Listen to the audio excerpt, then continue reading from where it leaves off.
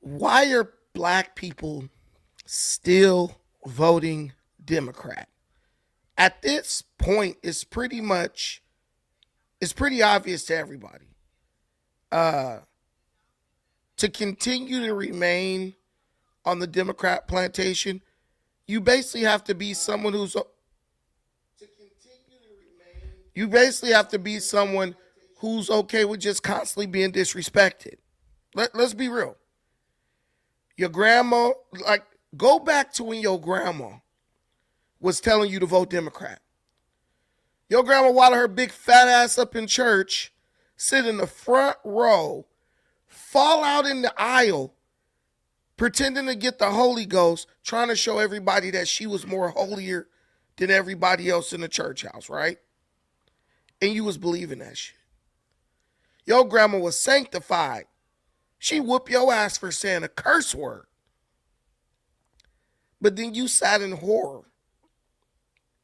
as your grandma let the gay dude become the choir leader. Then you sat in even more horror as the gay lesbian couple from up the street was allowed to sit up in the church and worship with the rest of y'all. The Bible clearly says men who lie with men will not inherit God's kingdom. But that didn't stop Passa from letting gay brother Randy become a deacon up in the damn church. And your grandma just went along with it. See, we want to believe that what happened at Jesse Jackson's funeral was this new level of previously unreached disrespect executed upon the black community by the Democrat Party. But in reality, y'all, the Democrat Party has been disrespecting black folks ever since LBJ said, I'll have these niggers voting Democrat for the next 75 years. And we knew he said it. We talked about it for decades. And you know what we did? We did what we do best. We did exactly what LBJ said he would make us do. Then years later, another man sat in front of a camera and said, if you don't vote for me, you ain't black. And you know what we did? No, boss, we's black. We gonna vote for you because we don't want to not be black, boss. We don't want to lose our black. Imagine my surprise if I woke up and I looked in the mirror and all of a sudden I was white. So we went and voted for him. But before he said that, he said something else that was even more incendiary. He said, I don't want my kids growing up in a racial jungle where black kids can knock over my wife and fight and compete with my sons. The same guy who said, if you don't vote for him, you ain't black, said that. So why are you surprised that if the Democrat Party told your granny she got to let the gay dude run the choir at her church, why are you surprised if the Democrat politician said he don't want his kid growing up in a racial jungle? Why are you surprised if the Democrat politician said, if you don't vote for me, you aren't even who you are? DNA and ancestry and lineage be damned. If you don't vote for this white man, you are not black. Why do you think if the black people have put up with all that they would suddenly draw the line at disrespect of what many consider to be one of the foremost leaders in the history of the black community? Why do you think that the Democrat Party would hesitate for a minute,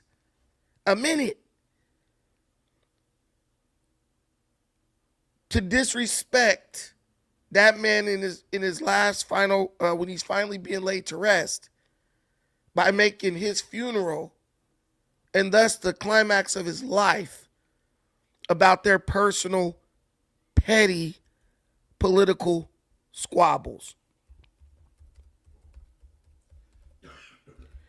One of the things that make the Jesse Jackson disrespect so ridiculous as little do you guys know, but there was a KKK member who was a member of the Democrat Party. His name was Robert Byrd. Now, you think KKK member, Democrat Party, you like, yeah, Jabbar, you like, if this guy was a KKK member, he must have served in the 40s or the 50s or the 60s, right? No. There was a KKK member by the name of Robert Byrd. He was a member, card-carrying member. I believe he was even a Grand Dragon inside of the KKK. Do you know he served in the Democrat Party until 2010? Did you guys know that? Y'all know that, huh? But what's worse is, did you know that Barack Obama spoke at his funeral? Did you know that Joe Biden called him one of his mentors and someone he tried to closely model his career after? Did you know that? But you know what they didn't do? They didn't make the KKK Grand Dragon of the Klan Robert Byrd's funeral about politics. They refrained from making it about politics so well that you never even knew that this Klansman sat up in the House of Representatives all the way until 2010. And this dude literally wore the KKK sheets with the white and all that. Understand that. Strom Thurmond, Strom Thurmond was a person who had a long filibuster against the Democrat Party because he didn't want he had the longest filibuster against civil rights. He didn't believe in civil rights. So much so that he had a filibuster against civil rights for an extended, the longest in history. But you want me to tell you what's funny? If you punch in Strom Thurmond, they'll tell you that Strom Thurmond was a Republican. But little do people know that Strom Thurmond was a Democrat before he became a Republican. And he left the Democrat Party because he felt that the Democrat Party had went against its original racist values. And he switched parties in protest of the Democrat Party. But Robert Byrd, the Klansman, was literally just like Roland is saying, he was idolized by Joe Biden. And Margaret Sanger was idolized by Hillary Clinton. Hillary Clinton mentioned Margaret Sanger many, many times. And if you don't know who Margaret Sanger is, she was a woman who wanted to eradicate black people through abortions. She's the woman who created Planned Parenthood. Y'all didn't know that. Extermination. But one thing that kind of made me feel a little bit better is the fact that Jesse Jackson's son actually had the balls to speak out against these people who basically desecrated his father's funeral. They desecrated his father's memory by choosing to make his final moment about them and their hatred for Donald Trump. How disgusting do you think it is that a black man like Barack Obama sat up there, former president, sat his ass up on that stage and chose that moment to take shots at Donald Trump?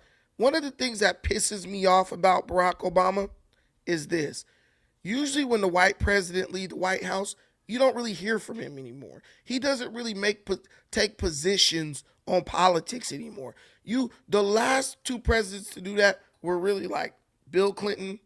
First it was Barack, and then Bill Clinton, he did it because Hillary was running, right? But that's his wife, so you get that.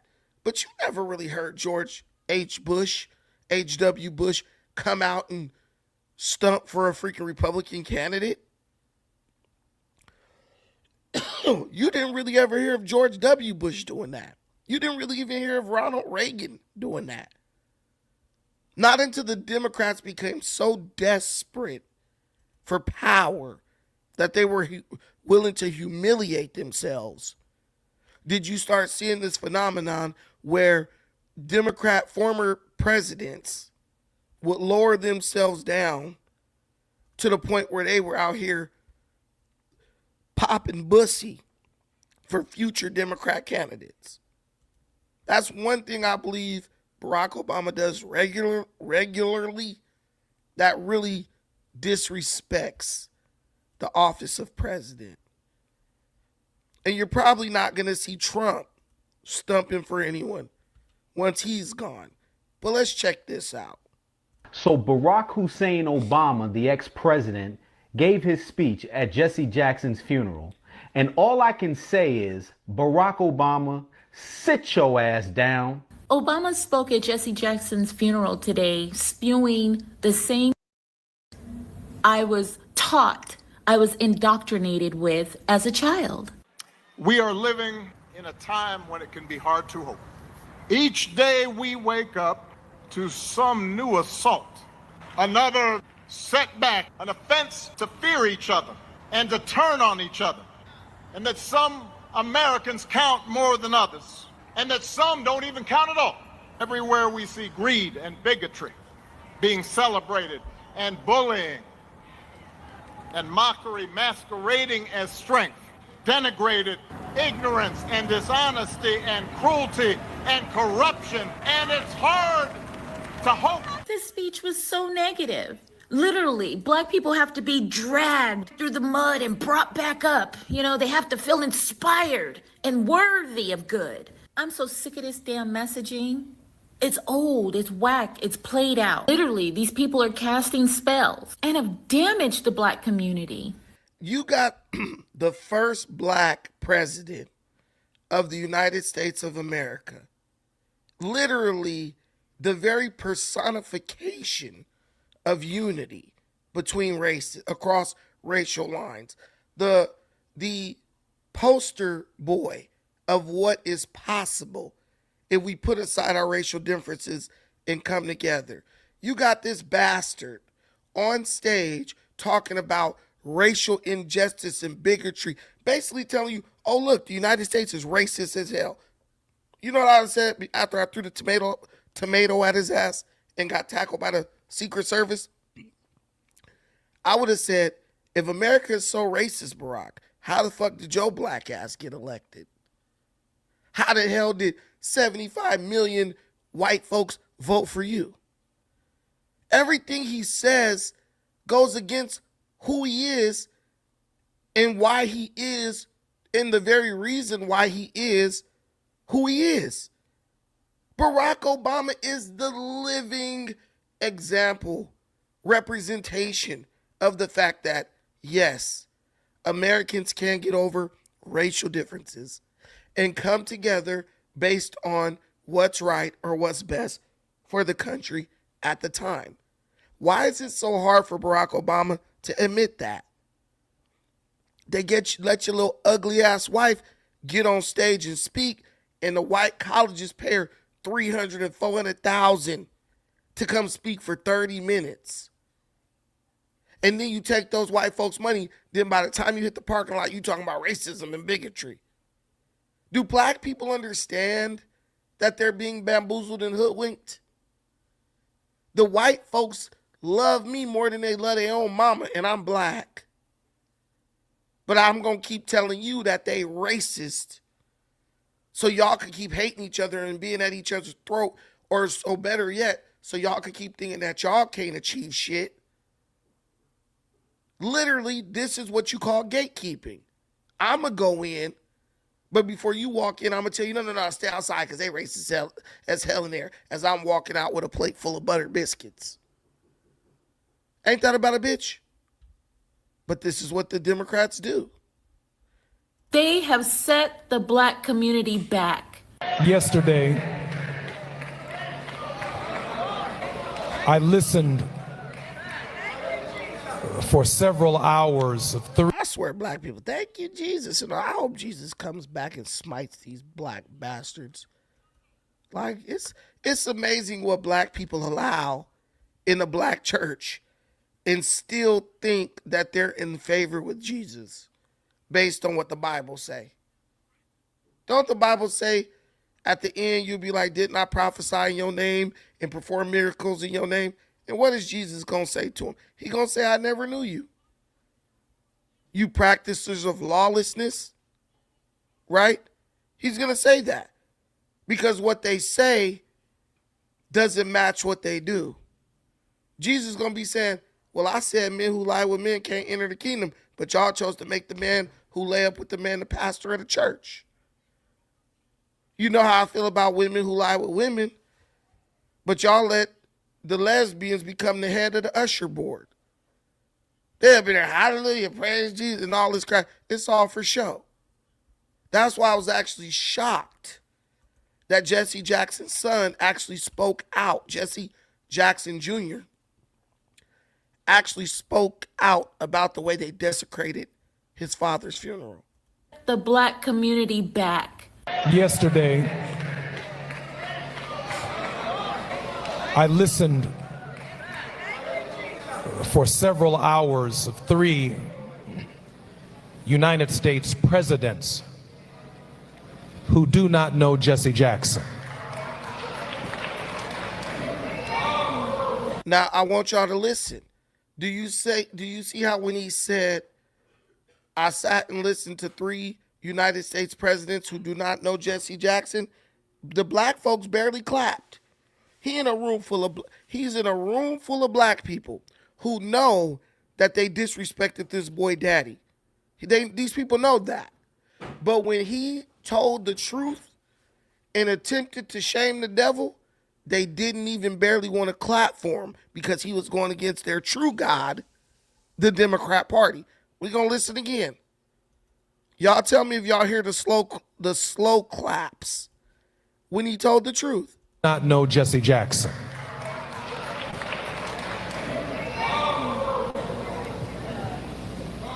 They didn't want to clap because the one thing black folks worship more than God himself is the Democrat Party. And that's why when people be like, we gonna get black people off the Democrat plantation, they really don't understand how hard that's gonna be because they don't understand that they're literally doing battle on a spiritual level. You think you're gonna deter these fools with common sense? No, dude, you gotta get deep down in the spirit and unweave deeply entrenched ideas, satanic and demonic ideas that black people have become okay with because the Democrat Party told them it's okay. It's like when you a kid and your mama be like, don't do this. Like, okay, you remember when you was a kid and your mama tell you don't open up the goddamn door? She don't care who come to it. And then your granny come to the door and you open the door and you still get your ass strangulated when your mama get home? But mama, it's granny. I don't give a damn. I told you don't open my goddamn door up, right? Because it's not about the fact that you really open the door up. It's the principle that you disobeyed. But you got to understand that their God says one thing. But the Democrat Party come through and say something else. And they say, well, God, F what you talking about because Bill Clinton told me to do this. Am I lying? The Democrat Party trumps black spirituality. 100%. They run around screaming, Jesus, hallelujah. But when the Democrats told them, well, you know, to be Democrats, you got to let the gays up in the church. They went ahead and let them on in. Like, we know what the Bible say, but this is what we're going to need you to do. And they capitulated. Maintained a tense relationship with the political order, not because the presidents were white or black, but the demands of our message, the demands of speaking for the least of these, those who were disinherited, the damned, the dispossessed, the disrespected, demanded not Democratic or Republican solutions, but demanded a consistent prophetic voice that at no point in time ever sold us out as a people. That's a damn lie. Jesse Jackson was the biggest sellout on this side of the Mississippi.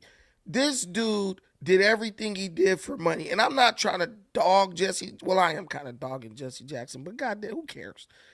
Jesse Jackson was one of the biggest sellouts ever. The man literally rubbed Dr. King's blood on himself and raced downstairs to the lobby to get in front of the media for dramatic effect. And that's why you could say that Jesse Jackson was kind of like the one who inherited the most from the civil rights movement led by Martin Luther King.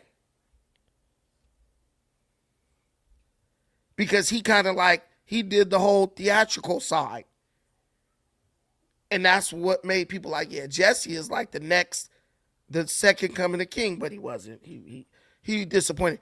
But the reason why Jesse Jackson stayed involved with the political apparatus of this country is because Jesse Jackson continued to be influential within the black community when it came to politics.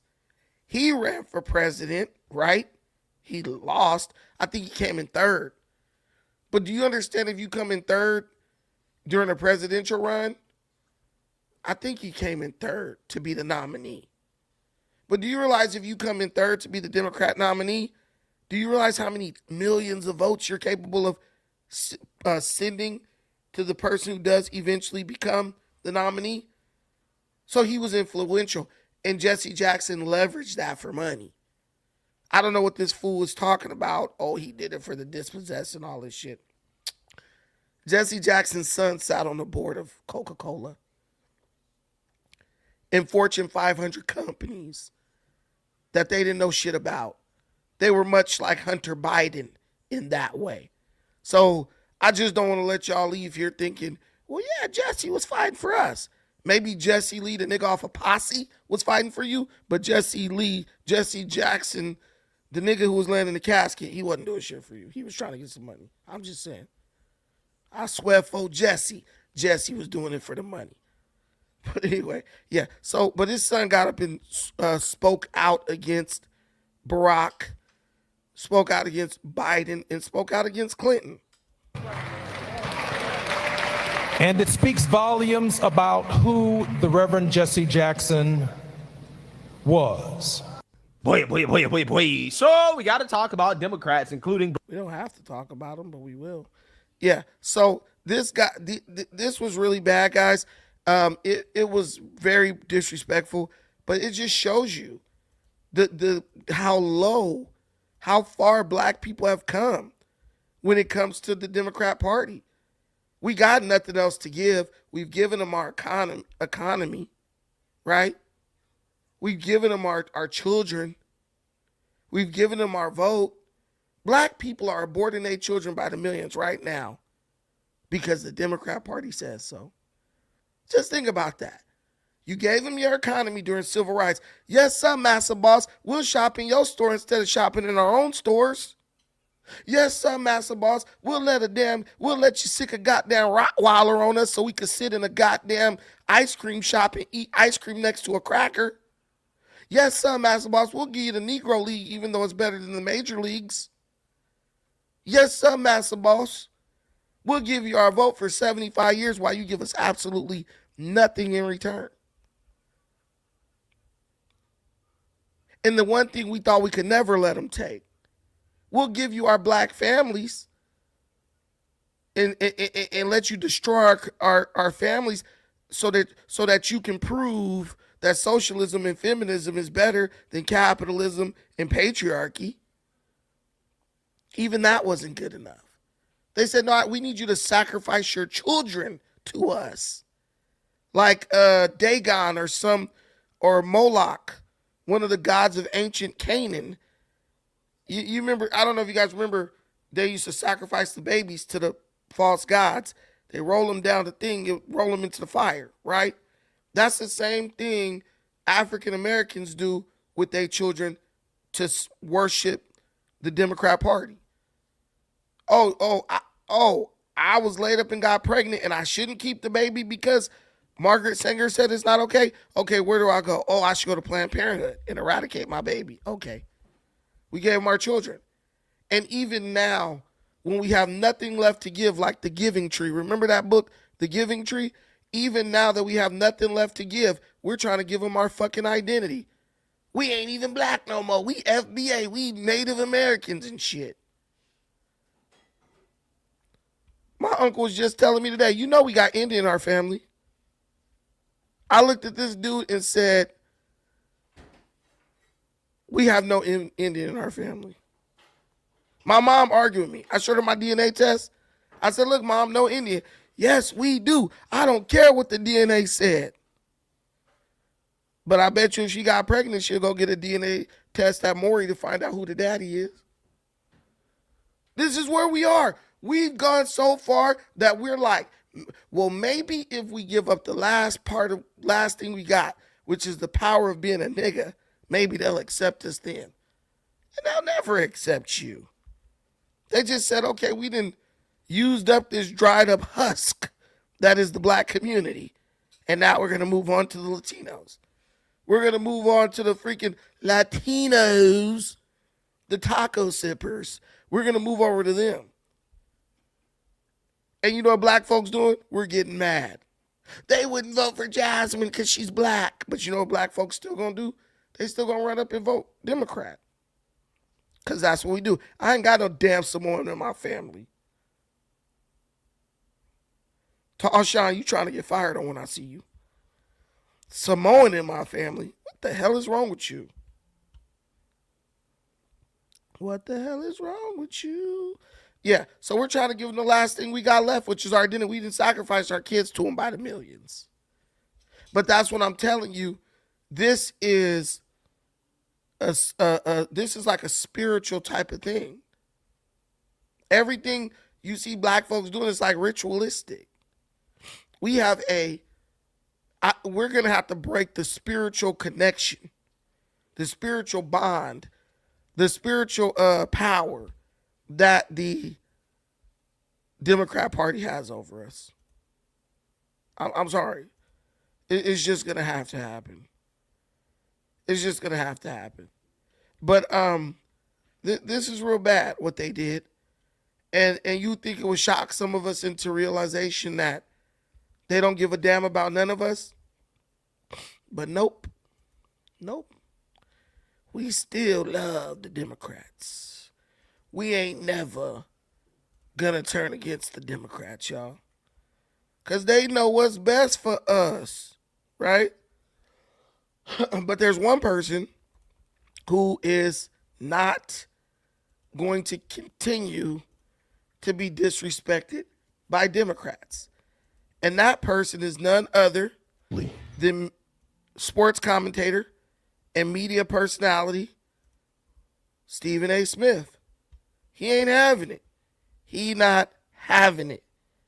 Stephen A. Smith has come out and made an incredible announcement about his future when it comes to politics.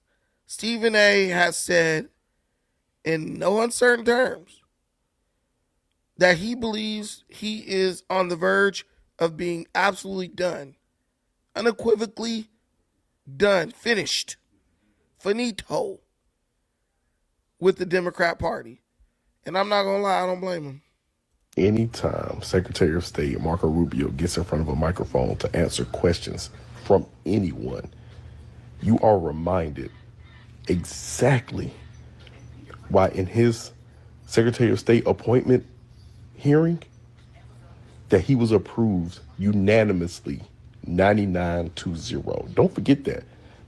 Bipartisan, both Democrat and Republican Congress members voted to appoint Marco Rubio as Secretary of State. Nobody went against it. And anytime this man in his role as Secretary of State has to answer a question, he answers it straightforward. He leaves no room for misinterpretation. Media asked him why he didn't alert Congress before these strikes against Iran. He said, we did notify Congress. We notified congressional leadership. He noted They don't have to do that. He says the law says we have to notify Congress 48 hours after hostile activity. He said if we did that, we followed the law to every T. Then they talked about, Congress voting on the War Powers Act and all that. He said they can vote on whatever they want to. That's their American right. That's their job. But as it stands today, this presidential administration followed everything to a T. He didn't stutter. He didn't mumble. He didn't think twice. He answered straightforward, as he always does. You know why I'm a Republican? You can't screw up more than your buddy Gavin Newsom. I notice he's not coming on your show. Not yet. Not yet. He hasn't. I've been in a big fight with Gavin. Certainly has not done that. Oh, guess why he ain't coming? I'm going to ask him what needs to be because asked. you laid out for him what you're going to ask him. And guess what? He doesn't want to answer those questions. By the way, I won't take shit from him. And I live rent-free in that man's head. Well, he can't stop attacking me. I'm going to say something that's going to get me in trouble. Say it. But I don't care. I will defend you to the hilt against Gavin Newsom for one reason and one reason only.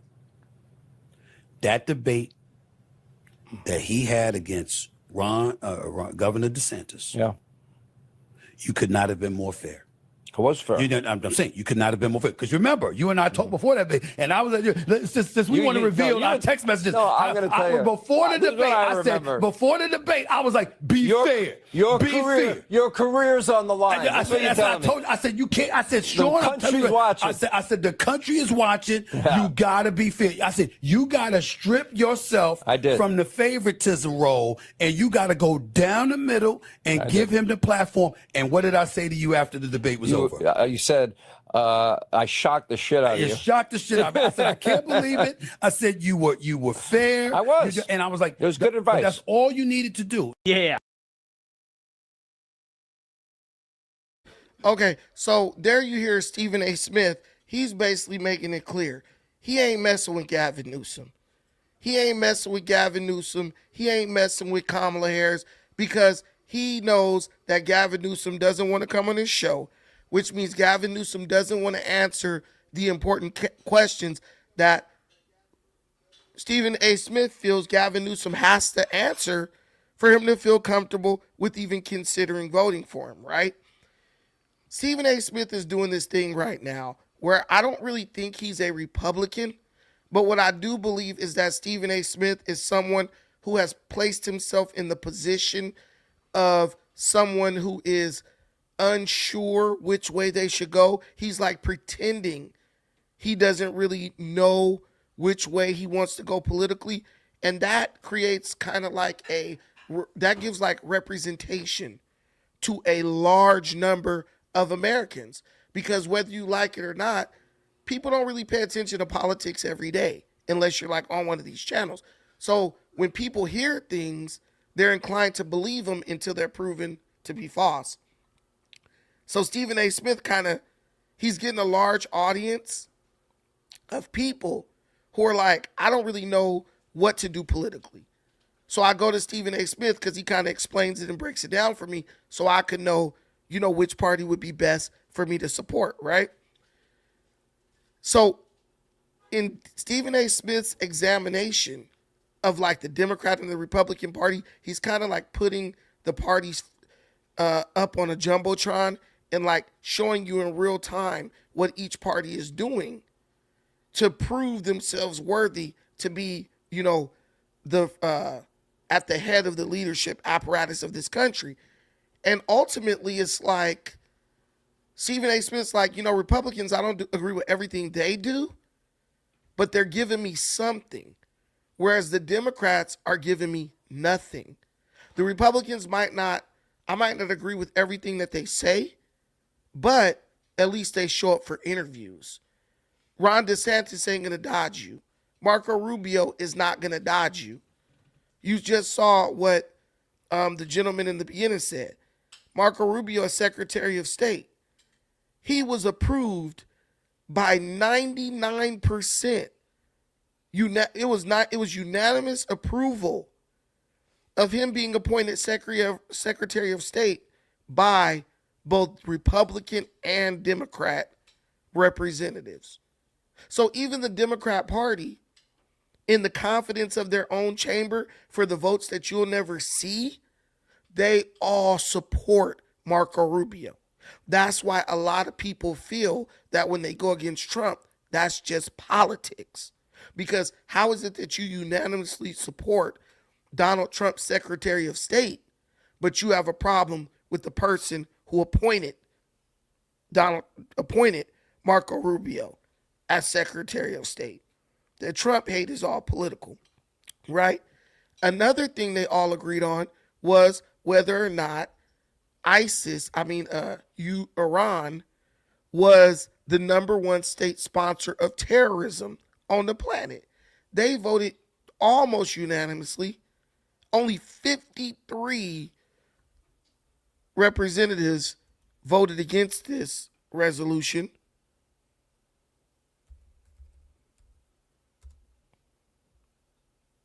Hold on.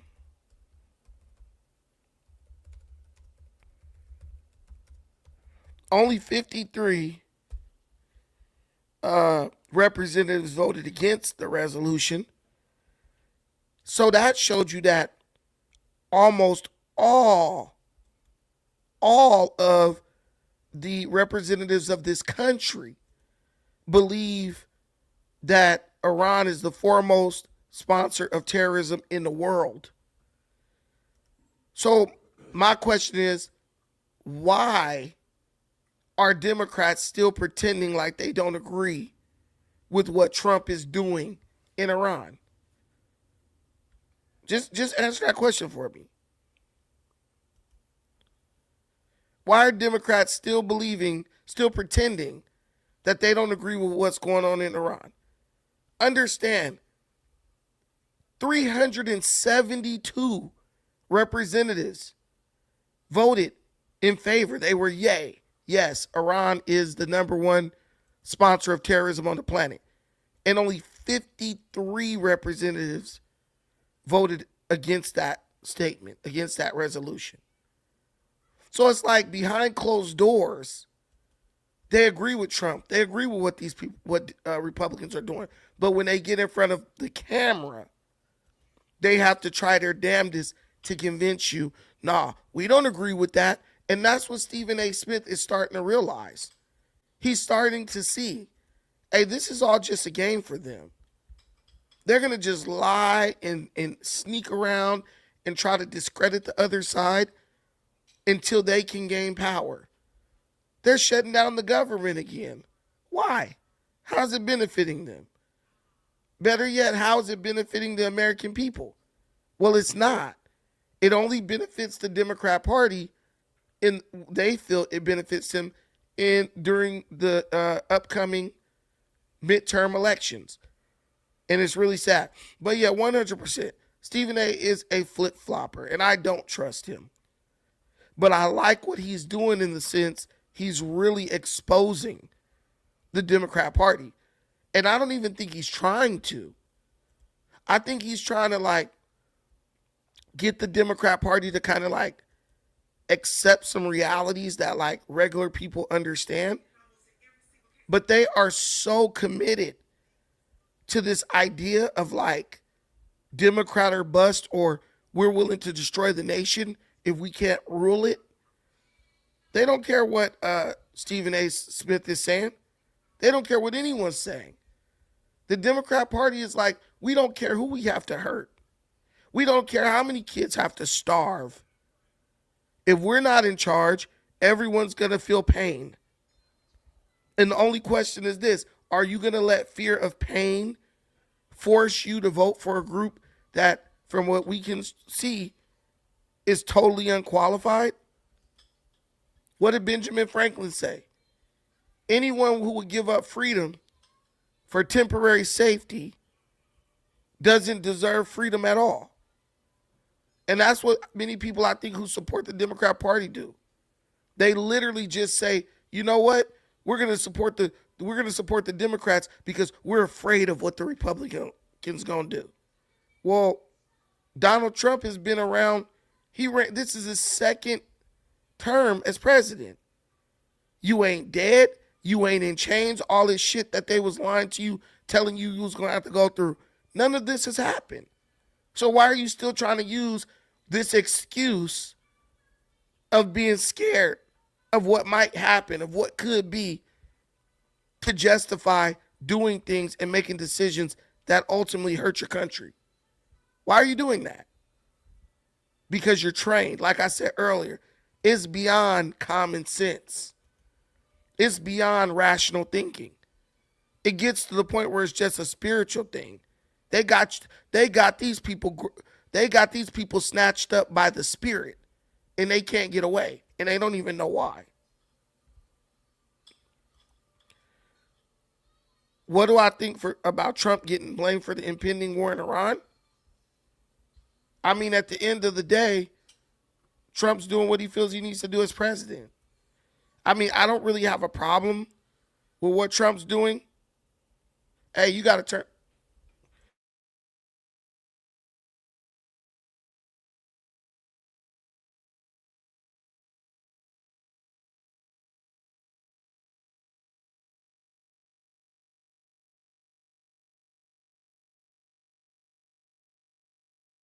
Sorry.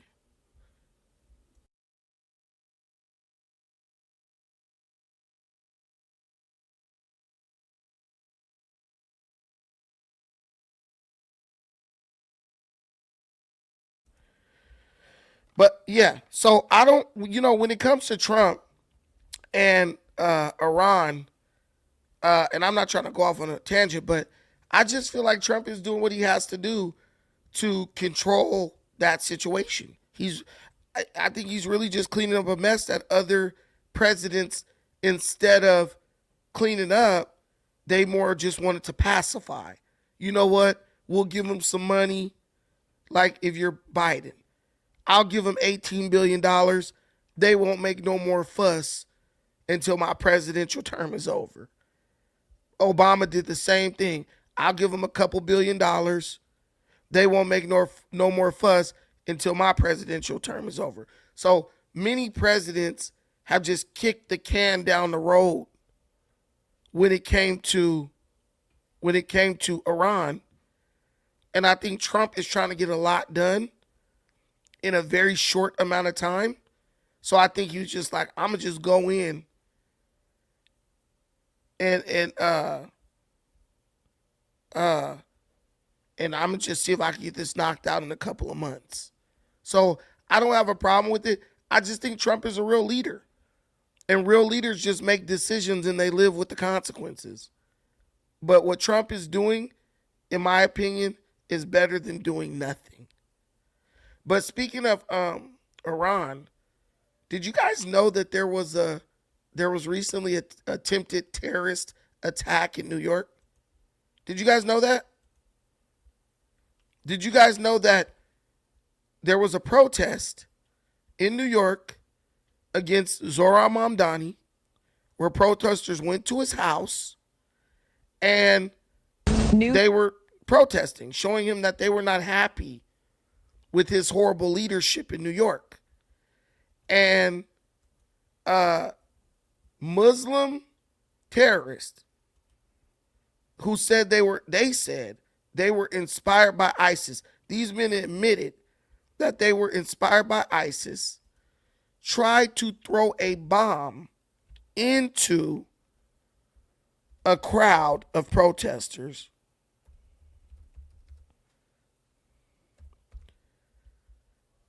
Basically, you have terrorists in New York City now. The NYPD. These guys tried to throw an explosive device into a crowd of protesters just because they were protesting.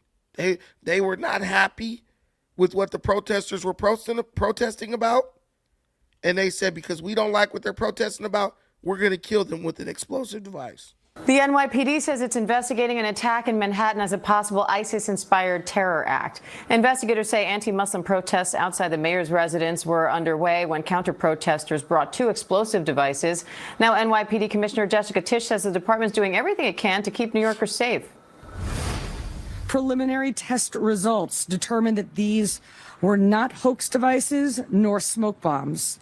They were improvised explosive devices that could have caused serious injury or death. The NYPD does thorough counterterrorism investigations and treats every incident of this kind with the highest level of urgency and care. And it is why we remain vigilant. ABC News Chief Investigative Correspondent Aaron Katersky has the details. Hi, Aaron. So Commissioner mentioned a third device was also found. What's the latest on this investigation? That device, the third one, was found in a car that the suspects were believed to have driven from Bucks County, Pennsylvania, into New York City over the weekend, Diane. That third device did not test positive for explosives the way the other two did, according to the police commissioner, but all three. So at first, the police thought that the devices might have been hoax devices, just fake bombs, not real, but something meant to scare people. You light it and throw it and people scramble. They tested these bombs, y'all, and these bombs were 100% real explosive devices. Now, think about this. You just had a president who let 20 million unvetted illegal immigrants into this country from all over the world. Now you have a Muslim mayor elected to run New York City, and many people are not happy with that. So they go to protest in front of his house, which, you know, do you remember when they were protesting in front of the Supreme Court Justice's house? Did you see any Americans light bombs and throw them into the crowd? No. But these people, and when I say these people, I mean the people with the squiggly letters, their mindset is not your mindset. Their culture is not your culture. They don't know about American values. They don't care about freedom of speech. All they know is that their holy book tells them that you need to kill the infidel and the unbeliever, and the only way you can let him survive is as a slave, or if he pays you something called jizya, which is like bribe money or a ransom for his life. They believe that Allah has given them a commission to kill infidels. And so the lady said it was an anti-Islam protest.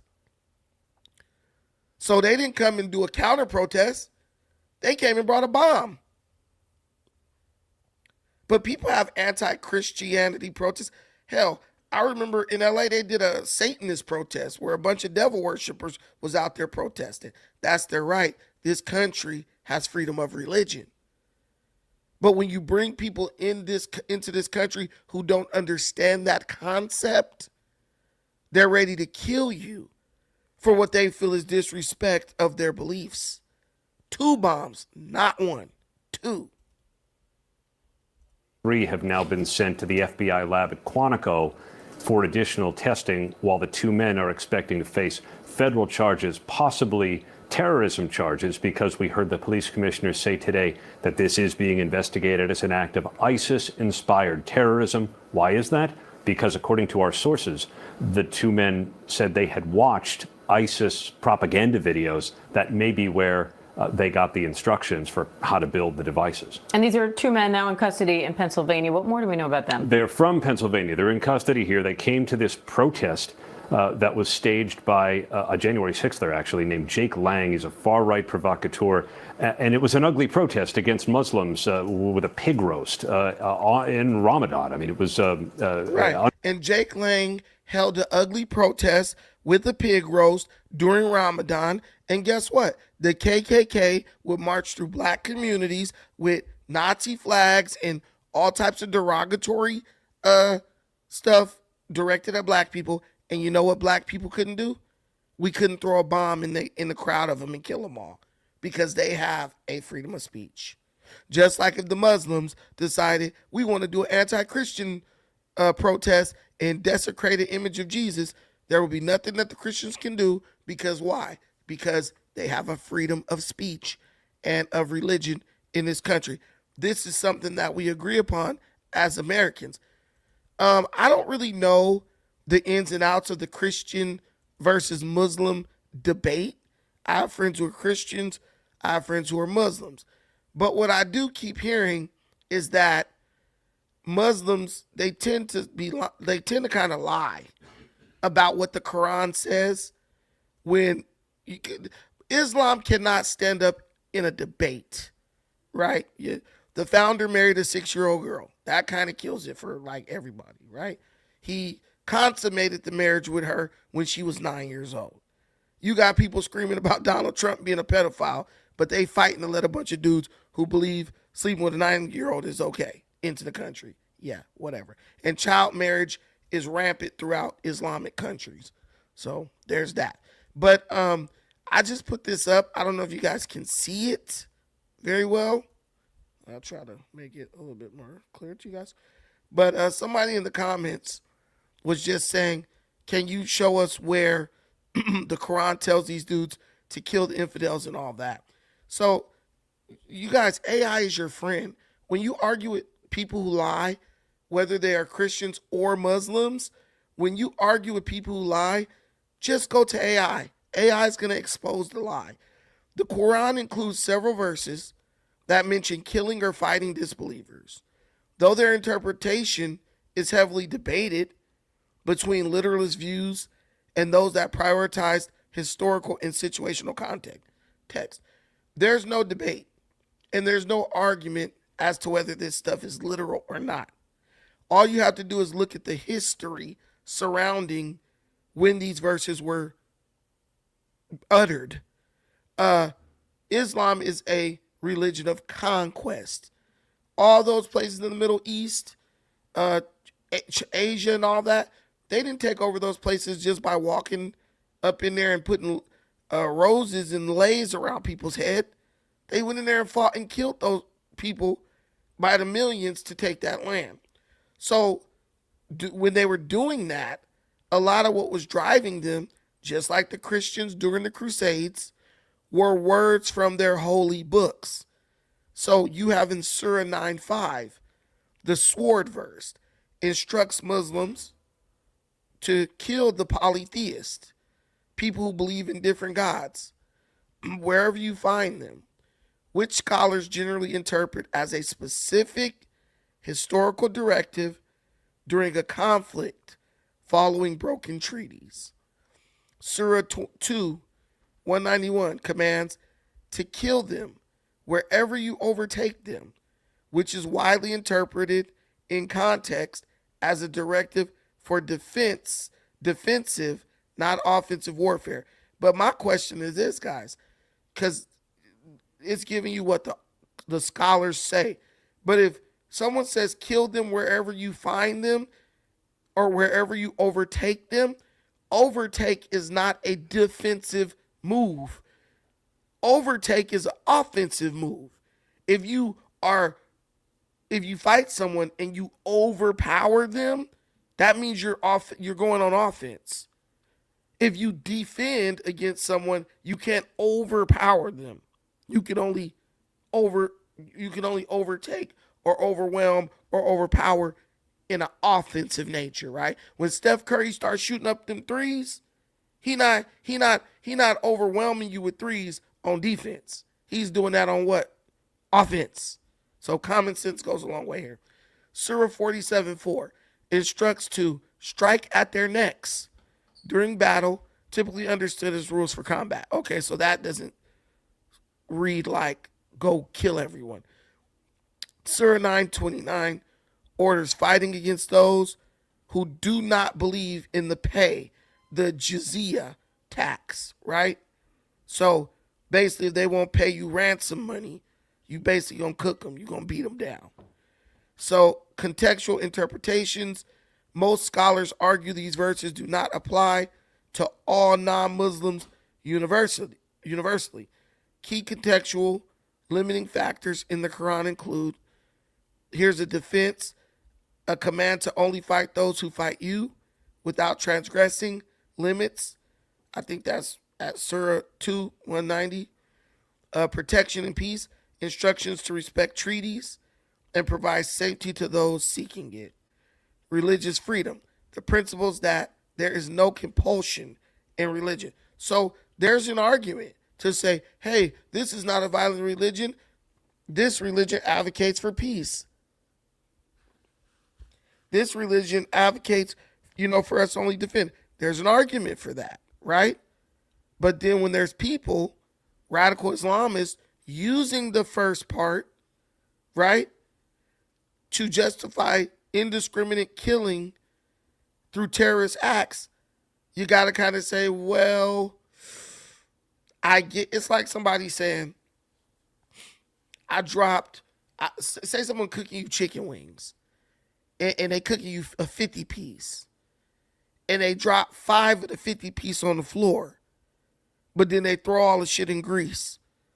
Once they say, we drop 5 of them chicken wings, we drop 5 of them things on the floor, you gonna feel comfortable eating the other 45?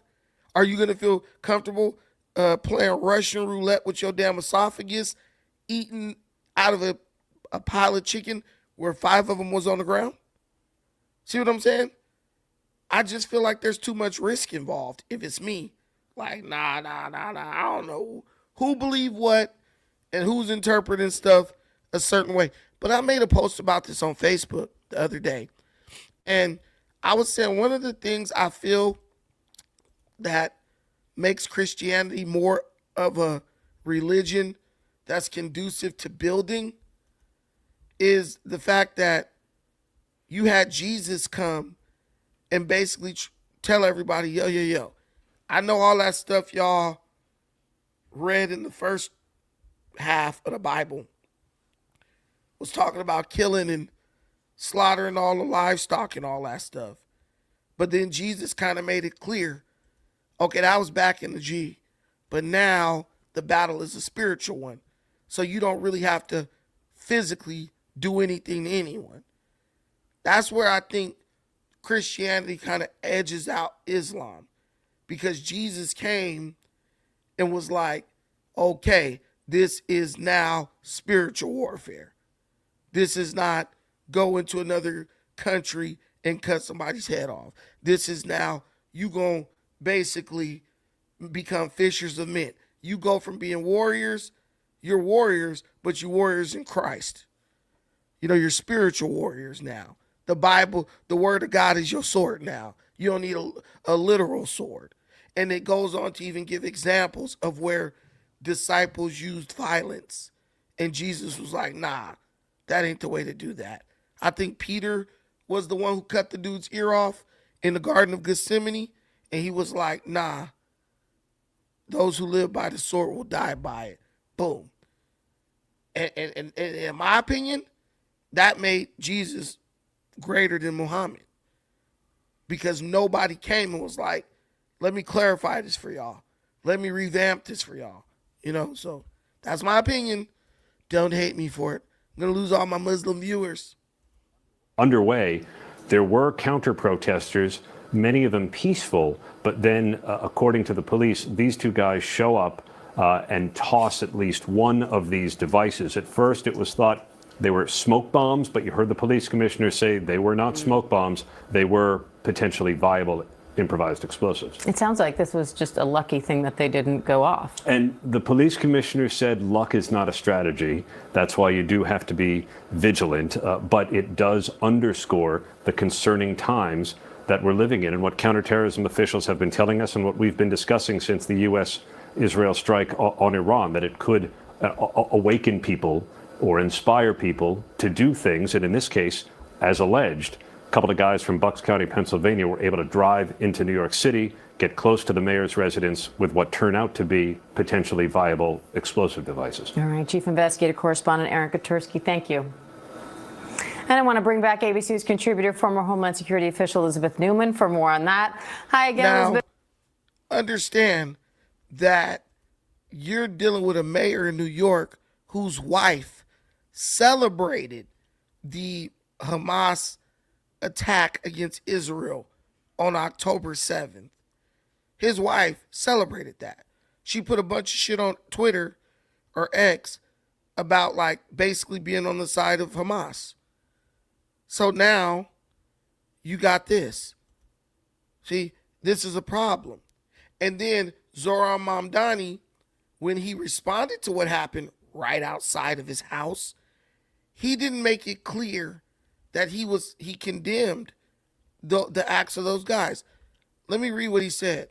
He said, yesterday, white supremacist Jake Lang organized a protest outside of Gracie Mansion. That's his house. Rooted in bigotry and racism. Such hate has no place in New York City. It is an affront to our city's values and the unity that defines who we are. Now notice this. He brings up bigotry and racism. When liberals say bigotry and racism, that's the dog whistle to the other liberals. Yeah, you shouldn't read it past this point. Because a lot of people, when they see bigotry and racism, they just stop reading. Oh, whoever did that was racist. The rest doesn't matter. But do you really want to live in a world where someone can justify heinous, violent acts by saying, oh, but they was racist though? So because a white person's racist, I could go shoot up the damn Whole Foods? When the bombs went off, you was going to kill those people. Oh, and because you felt that they were racist, they could die. like they ain't racist in the Middle East. So he throws out the stuff about Jake Lang first. He doesn't address the bombs. Then in this next paragraph, he says, what followed was even more disturbing. Violence at a protest is never acceptable. The attempt to use an explosive device and hurt others is not only criminal, it is reprehensible and the antithesis of who we are. I want to thank the brave men and women of the NYPD who acted quickly. Now remember, this is the NYPD that he's currently defunding, who acted quickly to keep the New Yorkers safe. Our officers ran towards danger without hesitation, demonstrating once again the courage and dedication it takes to protect this city every single day. My administration is closely monitoring the situation, and I remain in close contact with our police commissioner. So basically, he condemns it, but he also, racism and bigotry. I'm going to show you guys what I got to always, when I get in Twitter, I got to read the comments. Here's what you left out. An explosive was thrown by Muslims. They were shouting Allahu Akbar. Emir Balat and Ibrahim Nick. So 2 Muslims. The 2 terrorists who attacked Jake Lang were Muslims. Why did you leave that part out? You are one of them and need to be deported. Muslims threw an explosive in the name of Allah. The terrorists were your supporters who were attacking anti-Islam protesters. You forgot to mention that it was one of yours who threw an explosive device. Just following orders from your pedophile prophet warlord Muhammad. You are funded by the same Muslim Brotherhood that tried to assassinate me yesterday. That's Jake Lang. That's why you failed to condemn them, name their names, or their cancerous ideology. Islam doesn't belong in the West. Your wife saw these images of the worst massacre and mass murder of Jews since the Holocaust and liked what she saw. What do you mean when you say hate has no place in New York City? It lives at Gracie Mansion. Here go the 2 guys who did the bombing, who attempted the bombing. Yesterday, radical Islamists threw a homemade bomb into a crowd of peaceful protesters. Fixed it for you. These guys are terrorists. But guys, can you believe that? You have a Muslim mayor. 2 Muslims try to throw a bomb into a crowd of people in New York. And he won't even say, there were Muslim radicals who tried to do a terrorist attack outside my house yesterday. And let me tell you what's crazy. The bomb they had was like a glass jar. And it had a bunch of like nails, screws, and bolts inside of it. So when it would have exploded, it would have sent those nails, screws, and bolts in all directions, hitting all types of people. That could have hit Zoran. That could have hit people a block away and killed them. I'm sorry, as much as they say, oh, Islam is a religion of peace, that's cool. But what I need is for the peaceful Muslims to call out the non-peaceful Muslims. Not just be like Zoran. He condemns the act, but he doesn't make it clear who attempted to commit the act. He called the white guys white supremacists, bigots, and racists because he knew they were Muslim. Right. See? Also, what makes the person a white supremacist? How is it proven that the person was a white supremacist? Right. A person doesn't have to be a white supremacist to be anti-Islam. A person doesn't have to be a white supremacist to be anti-Christian. A white supremacist believes what he believes on the basis of race. There's white racist Christians who are like, yeah, a black person, I hate him. But you know, they're still a child of God because they believe in him.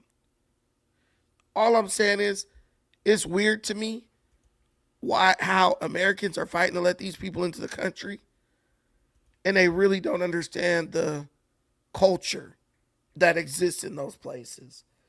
Do I think all Muslim, non-citizen Muslims should be deported? Yes, I think that. I think all non-citizen Muslims, well, people who came in with the 20 million from 2021 through 2024, yeah, they should be deported. And they should be properly vetted.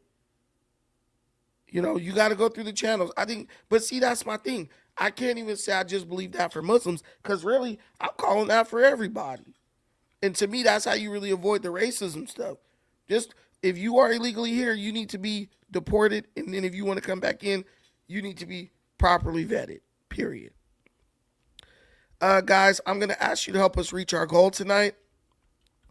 We have a goal of 5 super chats of $5 or more. Excuse me. I've been a little bit under the weather, so like I don't know what's going on with my voice. But we have a goal of 5 super chats of $5 or more.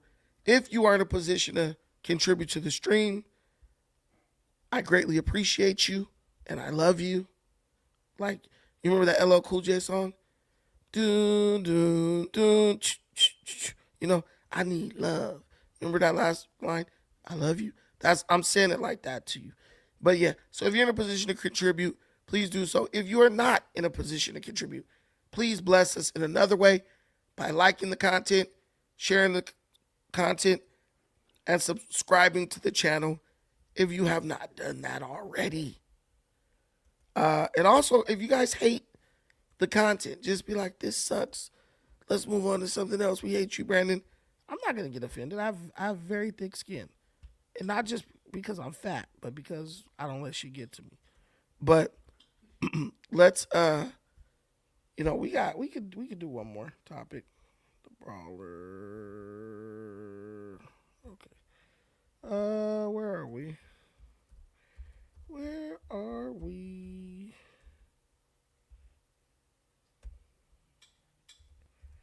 And we have Super Chat available. If you do not have Super Chat capability on your phone, we also have PayPal and Cash App pinned to the top of the stream. Right. I agree with you, Eagle Eye.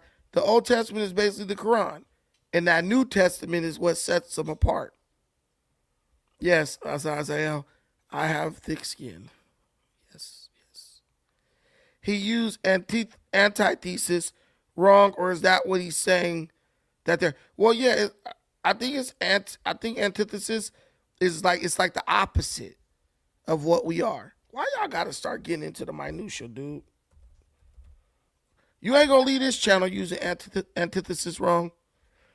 Yeah, antithesis is a person or thing that is the direct opposite of someone or something else.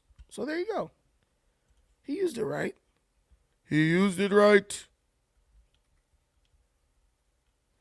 He did not use it out of context. Okay.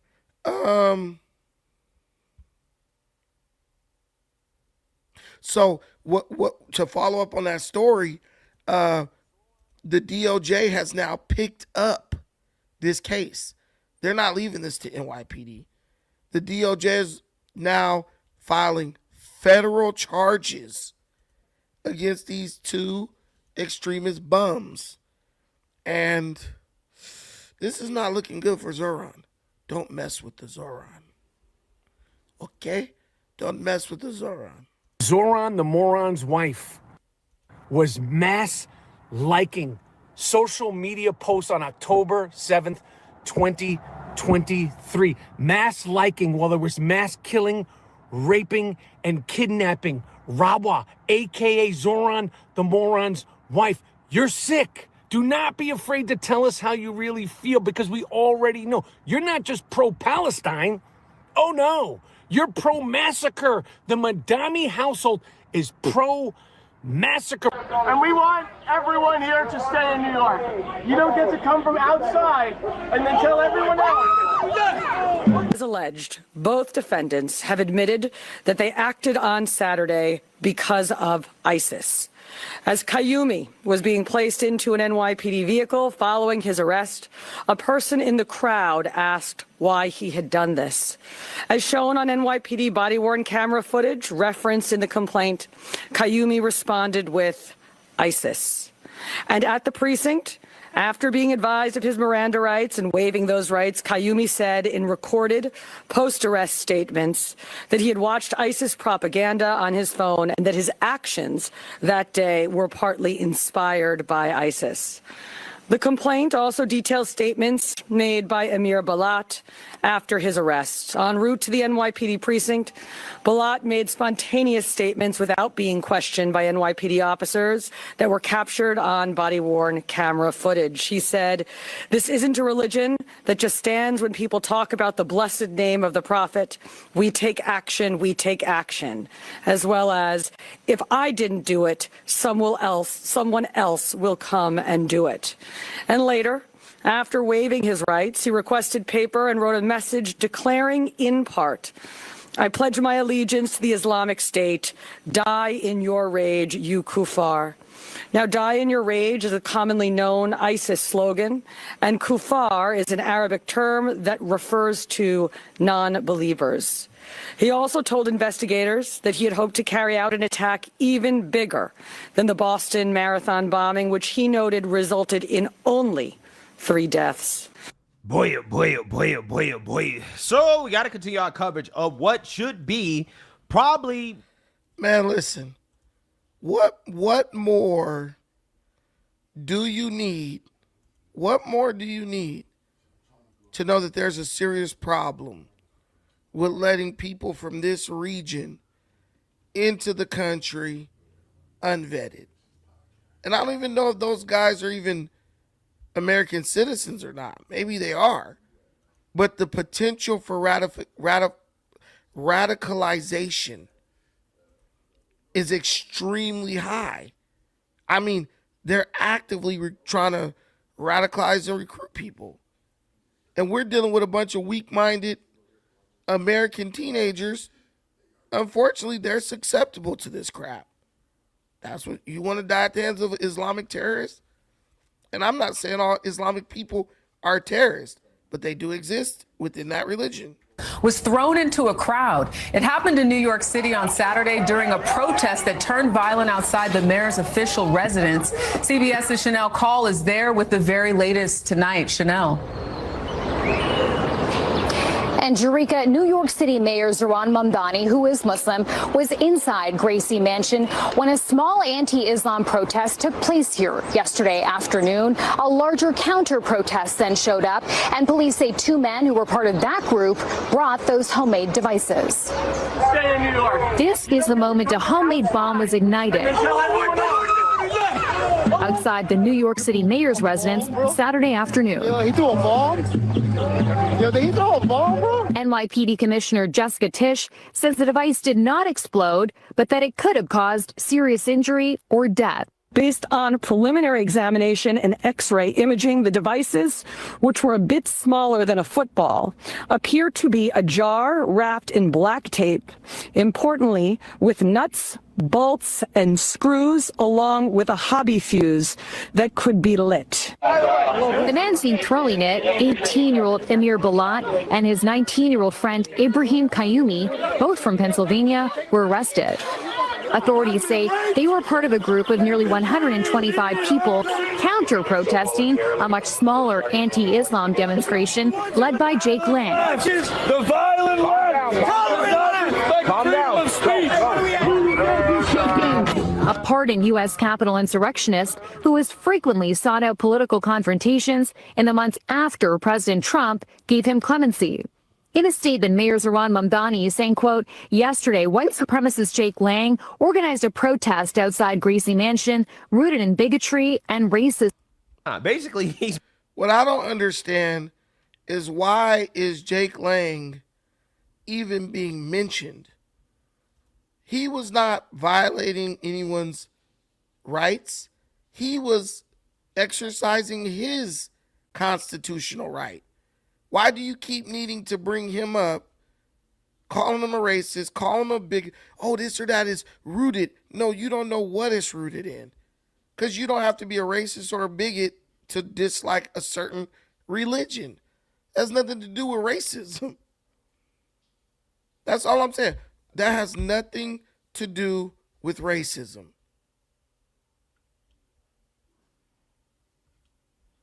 Right?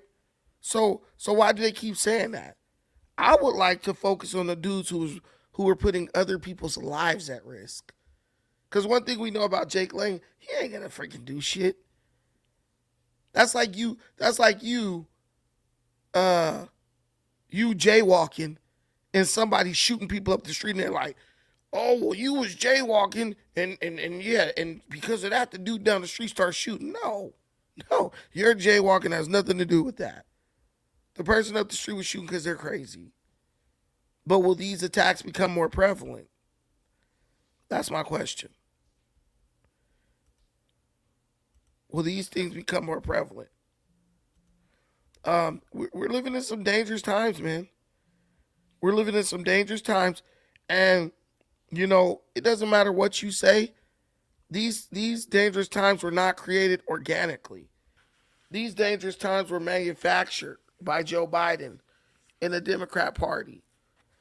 And they were defended by ignorant, radicalized college kids and elderly people who were conditioned by the mainstream media. Azazel, I'm with you. They got to go, man. They got to go. Cornell, what are you saying about Super Chat? Did you Super Chat? I don't see any Super Chat here. Yeah, the Super Chat button is just down at the right-hand side of the screen, at the bottom right-hand side. But yeah, so me personally, I love everybody, but I'm not willing to die because you want to pretend to feel sorry for somebody coming out of a third world country. It's just not me. I don't want to die a horrible death so you could let the Nation of Islam know that you down with them. We have a lot of Muslims in this country. And for the overwhelming majority, they're peaceful people who just want to raise their families, right? But at the same time, we got to be realistic about what we're dealing with right here. This is wrong. It doesn't matter what Jake Lang was talking about. That does not give you the right to throw a damn bomb into a crowd of people. We got to bring back the death penalty. Y'all tripping.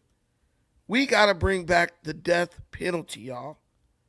Because until we do, everybody's going to think we a joke.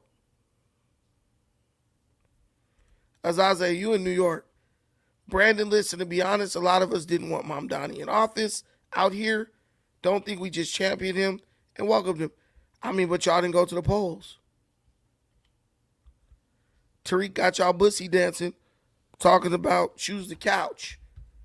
And I know, And I know that whole choose the couch sentiment, I know that's impacting elections all over the country, where black people just say, well, we're not going to participate. Yeah, but you could be letting all types of crazy stuff come into your country by not participating. So is the value of not participating worth putting your life at risk? Based on this situation we see in New York, it could possibly be. Your life could be at risk, straight up. But, man, this is a rough situation. This is a very rough situation. What is this?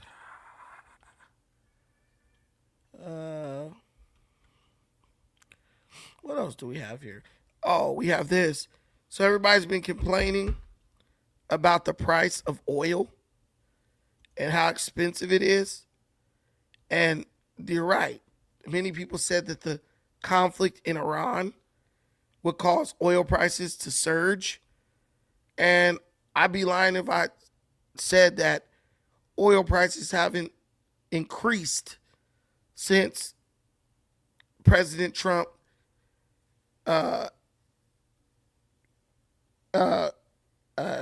launched the joint strike on Iran with Israel. But there's a silver lining that seems to really be pissing off Views with several liberals, where Donald Trump came out and made a statement about the future of our oil prices, our gas prices, and the investors and the people who engage in the trading of oil stocks, who are invested in these companies. They have so much confidence in whatever Donald Trump says. When he said that the war will be over in a couple weeks, it caused the oil prices to drop rapidly. They have so much respect for Trump as a man of his word. This caused oil prices to drop rapidly. Let's tap in here. He has done some phone interviews with several outlets, most recently talking to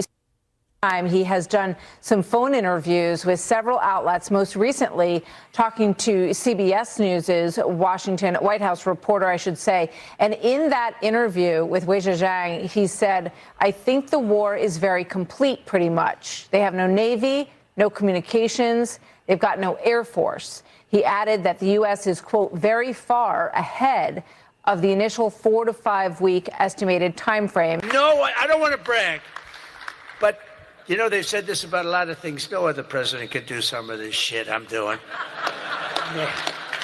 No other president.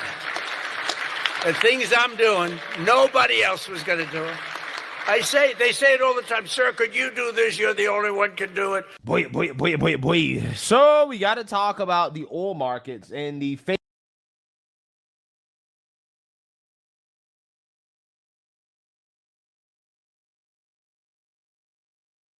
Actually really believe. Do you know we are losing the conflict with Iran? That's news to me, but listen to this. How do you feel about the U.S. going to war with Iran? The U.S. is getting fucked. They have used all their interceptor missiles. The U.S. empire is taking a massive hit, and I think maybe the largest defeat that it's ever seen. Do you not know how to use Google? Is that the problem with this generation? Has the U.S. used all of its interceptor missiles? No, the U.S. has not used all its interceptor missiles. We've used about 25%. 25% of them. You know what that means? There's 75% more.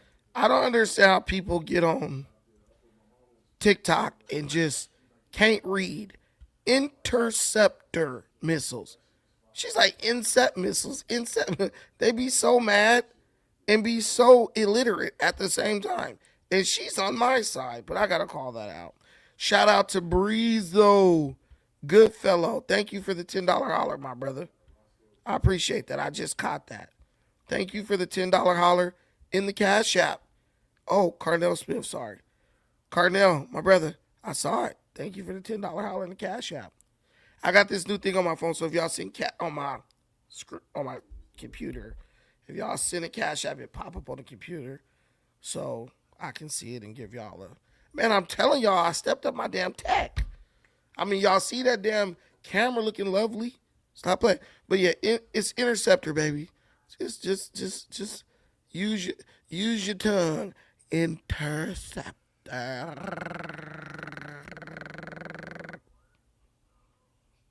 So where did you get that we are losing? Is this because CNN has turned into like Iranian news network?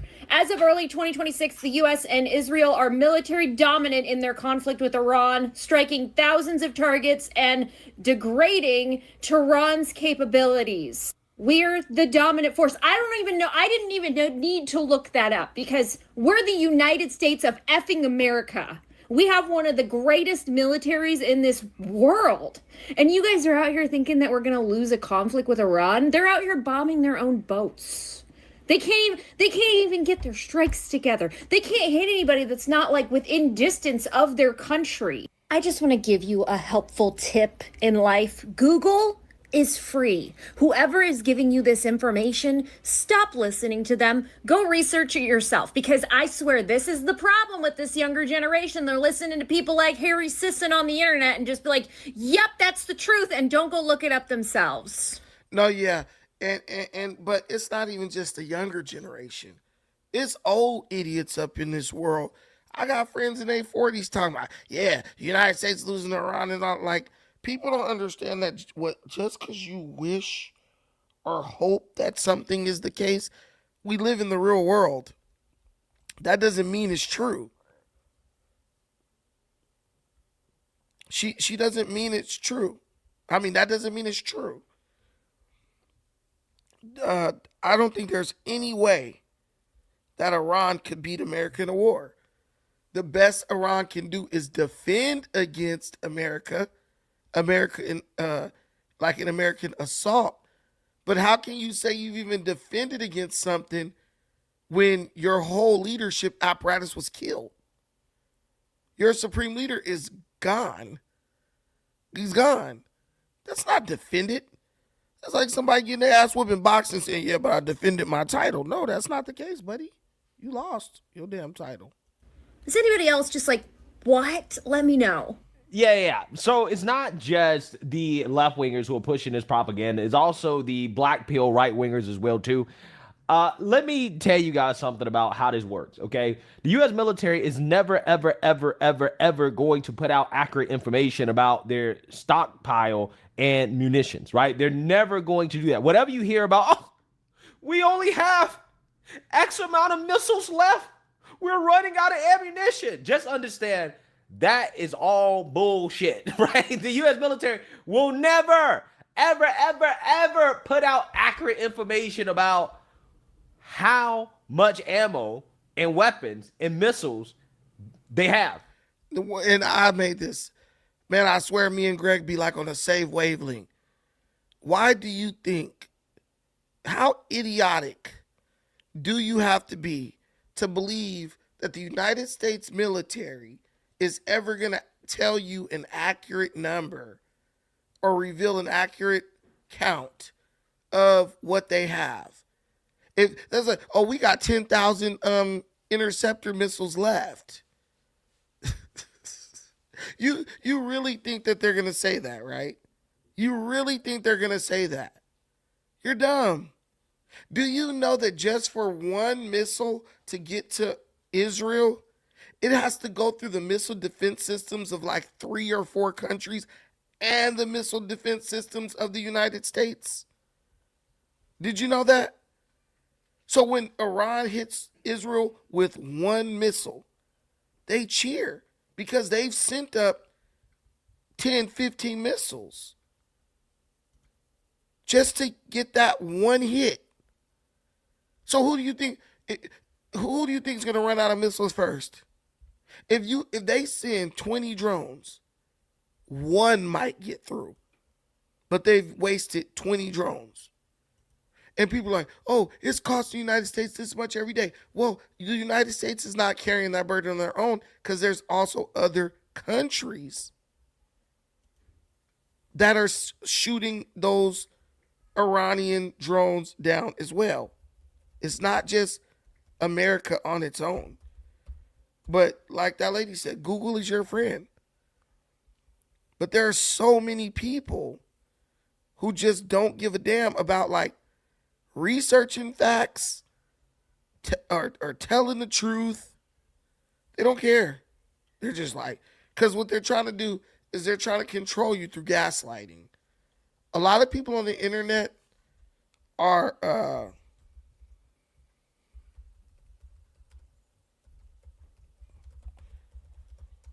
a lot of people, they have no control over their own lives. So they get on the internet and try to like trick people all day. And then one of the words I cannot stand is this word trolling. Because trolling ain't shit but lying. And then when you get caught, oh, I was just trolling. Like, dude, what the hell do you mean? You were just lying in my damn face trying to see if you could get me to believe you? Let's tap into this. Per barrel rose more than 20%, hitting the highest since July of 2022. But our energy secretary, we interviewed him last week. He was all over the shows this weekend. Chris Wright, he says this is all temporary. And the president says the oil prices will drop rapidly when the destruction of the Iran nuclear threat is over. It's a small price to pay for the United States and the world for safety and peace. So, Brian, you did a phone interview with the president of the United States. What is his read on this? So I asked him, how do you get the prices down? I know how much you care about oil and gas. And he says, tell these tankers to get to it. We've wiped out most of their launchers. Here's exactly what he said. These ships should go through the Strait of Hormuz and show some guts. There's nothing to be afraid of. They have no Navy. We sunk all their ships. He went on to say, he said, look, yeah, there's... I love this comment because I was thinking the same thing. There's a budget for Homeland Security that is approved by Congress before the president takes office. So understand, we spend like $800 billion a year on military defense, right? In defense spending. If we're spending $800 billion a year, how much money...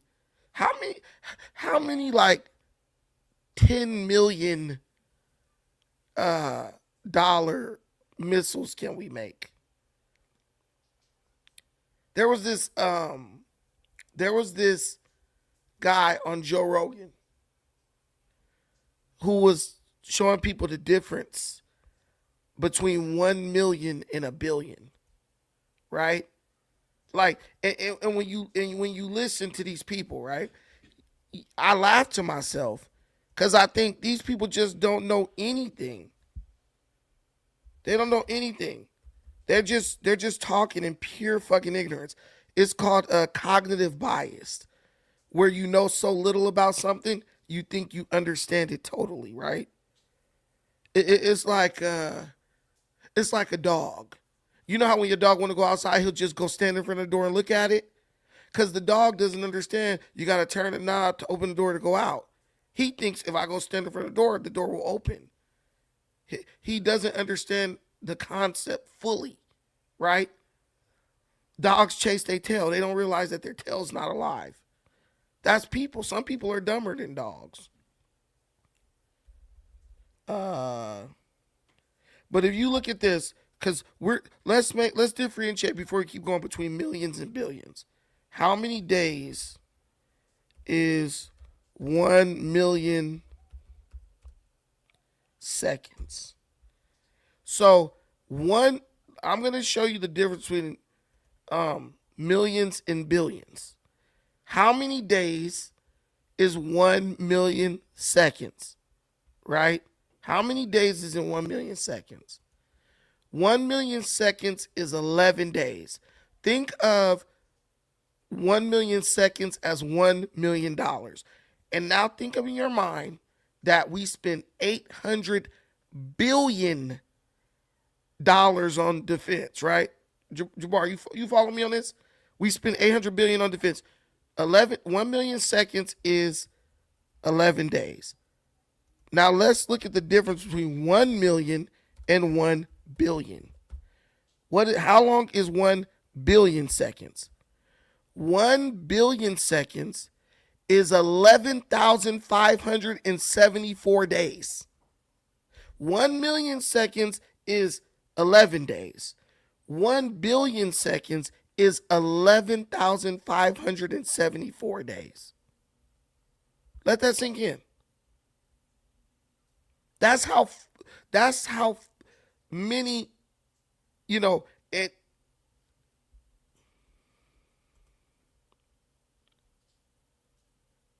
A billion seconds basically amounts to 31.5 years. So 1 million seconds is 11 days. 1 billion seconds is 31 years. And we're now think about that. We spending about, I think those missiles cost about $4 million to make one. But we got $800 billion a year to make as much as we want. We have an infinite supply of missiles. You'll never be able to exhaust our missile defense systems. Just think. I mean, isn't that crazy, Jabbar? Like, that's crazy, right? 1 million seconds is 11 days. 1 billion seconds is 31 years. And you got $800 billion going to just making missiles and shit. Right, Kaboom? People don't get that 1 billion is a million 1,000 times. And what's crazy is you got people who were fighting fighting or defending. They were fighting the government in favor of spending billions and billions of dollars on illegal immigrants. But they got a problem with us spending some billions on our fucking military. That's how you know that none of this is genuine. None of this is genuine.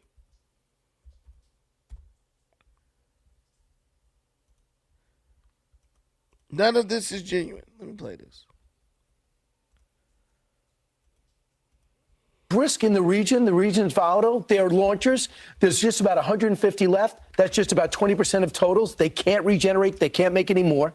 And we are in the region ready to act quickly on all these type of attacks. Now, I think they're going to get some additional naval assets in there to do some escorting. But there was a tanker that came through yesterday. Successfully. Successfully. No problem. And he's saying, come on, guys. Get to it. Now, we only get, what'd you say, Ainsley? We only get 3%. Yeah, 3% of the oil we use here in America comes from that area. But it does supply oil 20% for the rest of the world. We don't have an oil problem. And I think that, Secretary Wright was trying to explain that. This is all speculation. This is all, you can almost argue, manipulation. This is what they call a geopolitical risk. There's no formula for it. It could be an extra $10. It could be an extra $20. It could be an extra $30. So when you have a move like that, that's not based on fundamentals per se, it could be parabolic, which it is, through the roof. But when parabolic moves like that die down, they usually come down just as fast. So I guess my big question is short because, a lot of people predicted that the tariffs would hurt the economy. Right. You were one of the ones that said, actually, this is going to be good for America. Looking at the war where we're at right now, was this the right call from the president? Or do you think there's going to be some risk going in the midterms? Well, there's always political risk, which is why things like this never get done, right? You have people who want to win elections instead of keeping America safe. This is 1,000% the right move with respect to where Iran was, to the threat to the rest of the world. And that's why I love Charles Payne. Charles Payne is a money guy. He just tells it what it is, tells it the way it is. The reason why no other president or politician has done this in Iran before is because they're too afraid to lose an election. They're not doing it because it's the wrong thing to do or it's not right to do. They're not doing it because they don't want it to impact their ability to win a damn election. He said he sounds just like Vlad. No, he doesn't. That's OG Charles Payne right there. And to the timing of it, I don't think a lot of folks understand how interconnected our world is. The Greenland move, Panama, Venezuela, all of these things are incredibly important as we move into the next century. and we want to stay the preeminent nation in the world. So remember, oil was $82 when Trump took office. It was $50 when this began. That downward move will resume once this is resolved. Yeah. So Charles Payne is right once again, right? He's a guy that I think is. Man, listen. I always like listening to the money guys because the money guys ain't playing about their money. And they don't want to lie or spread misinformation, and then their credibility is shot. And some people could say they're pretty well complete. We've wiped every single force in Iran out very completely.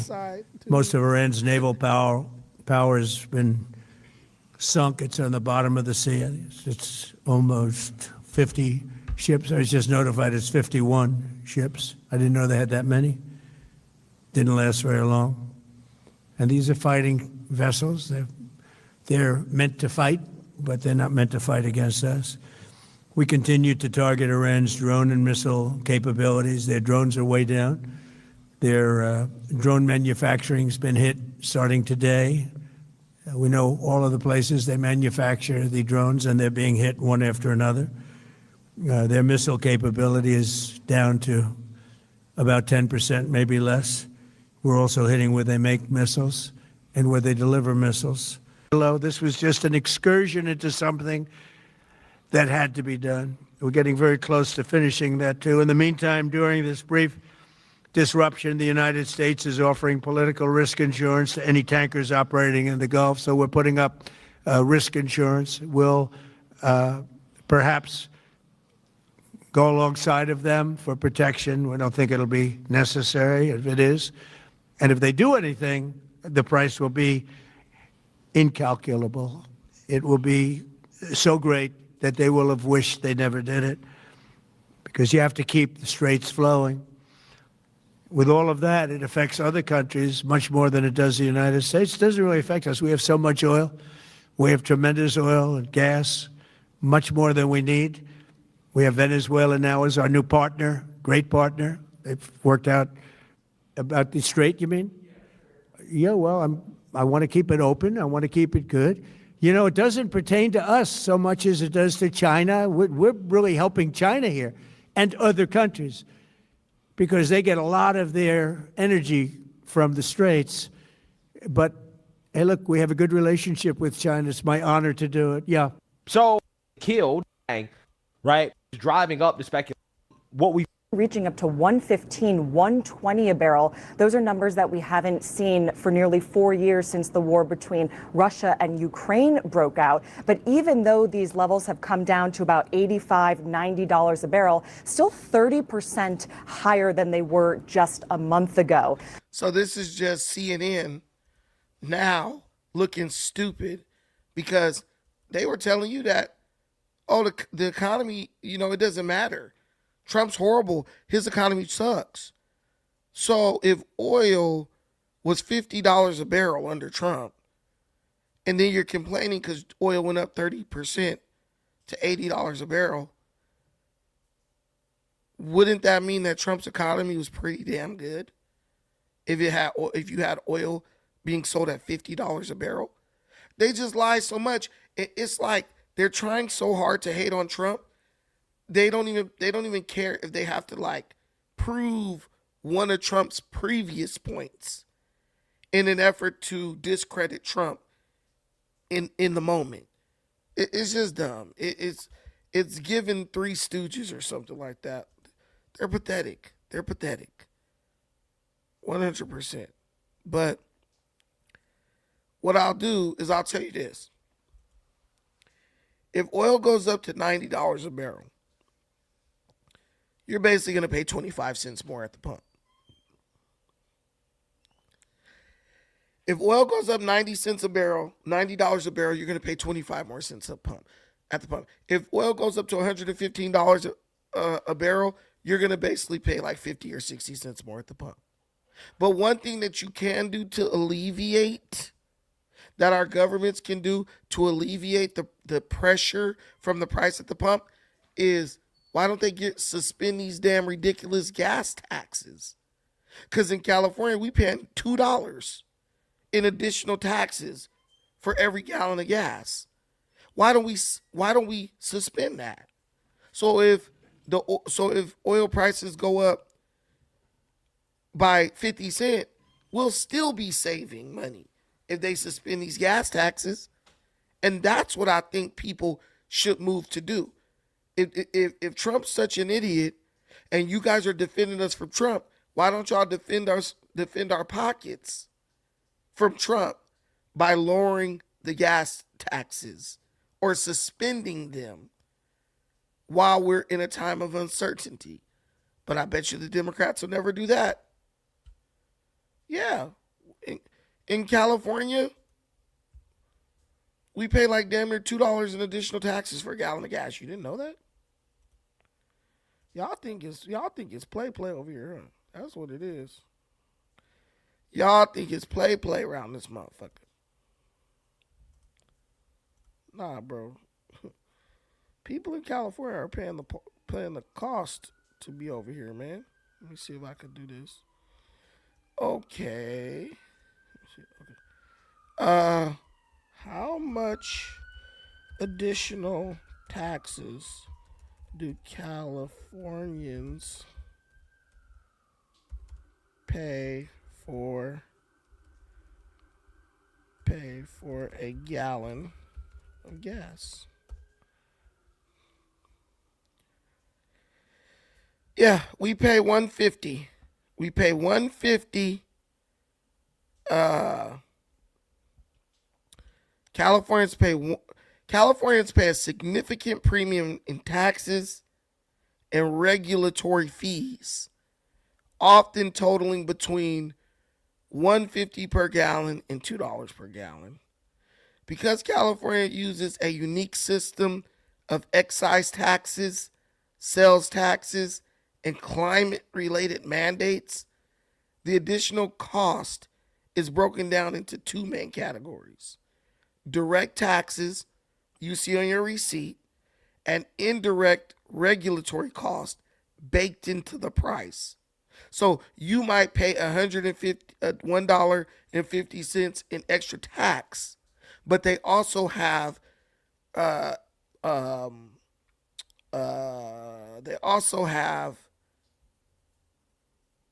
excise taxes and climate mandates that are actually added into the price. So you won't even like see that as a tax. They just they attach it to the price, but it can't technically be called a tax. But the regulatory, so we pay about $1.50 extra in taxes, and then we pay about 60 cents in regulatory cost. And you can't call that a tax. That's just a regulatory cost. So we're already overpaying for gas. But imagine if oil goes up and they increase our gas by $1, California could suspend the $2 that they charging us, and you will still be saving $1 at the end of the day. That's the crazy thing. But hey, guys, we're only three $5 contributions away from our goal. We got a $10 holler already, so we need 3 more. Bless the stream. If I hit the goal tonight, I'm gonna be shocked. I'm gonna be shocked, honestly. Hey, is that do you guys, I don't know if you guys all watch No Jumper and stuff. Is that a video where Crip Mac got knocked out by Dean the Great? Is that real? Can anyone answer that question for me? Is that real? But yeah, so they just gaslight you. They constantly gaslight you. They lie to you. And it's like every extra expense that we pay because of the war, it dwarfs in comparison to what they're hitting us every day on these taxes, these states, these Democrat-run states. But yeah, it's ridiculous. It's 100% flipping ridiculous. Oh, I want to show you guys a video about how Iran's missiles work. I found it. How they're actually able to hit Israel.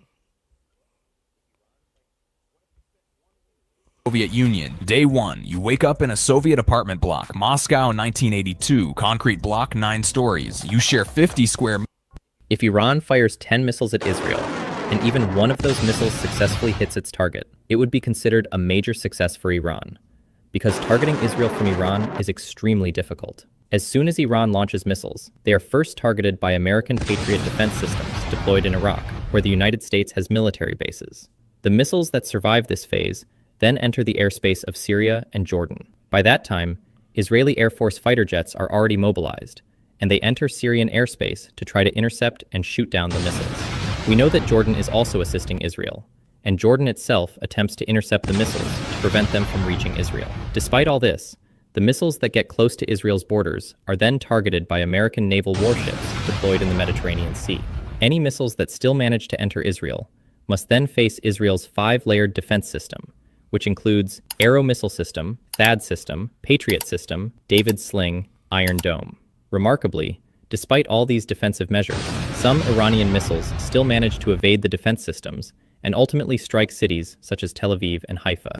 If Iran fires 10 missiles at Israel, so now you understand. There's a very elaborate system of missile defense. But guys, I don't think we're reaching our goal tonight, but I'm getting sleepy, so we got to call it a night. I thank you all for being here. I thank you all for joining your boy. I mean, I'm going to post more videos tomorrow. I got to show some love to my pre-recorded gang who love the pre-recorded videos. I was going to do something today, but I was like so busy, like running all over. But I got y'all in the morning with some fresh hotness, okay? Thank y'all all for watching this. I appreciate everything you do for me and this channel. Till the next time, take care of yourselves, but most importantly, take care of each other. Peace.